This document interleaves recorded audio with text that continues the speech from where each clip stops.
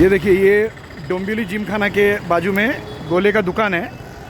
मैं ये लेडीज़ से पहले ही पूछा कि मैं बचपन से खाता हूँ गोला, सिर्फ आप मेरे को इतना बताओ ये सैक्रिन का है या शक्कर का। नहीं, आप खा के देखो, खा के देखो, ठीक है। 30-30 रुपये में गोला बेच रहे छोटे छोटे बच्चों को। सैक्रिन का पता है 5000 का शक्कर एक बाजू में और 50 रुपये का एक ड्रॉप बाजू में रहता है, ठीक है। उस सैक्रिन से बना रहे, इतना पतला पतला जो भी कलर रहता है ना, ये सब पतला, ये सब सैक्रिन से बनता है। इससे कैंसर होता है।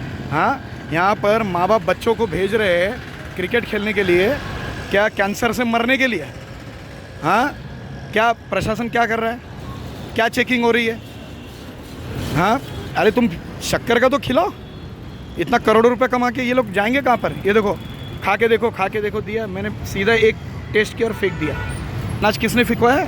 ये लेडी ने। इसको पहले 15-20 बार मेरे से बात करने को तैयार नहीं थी।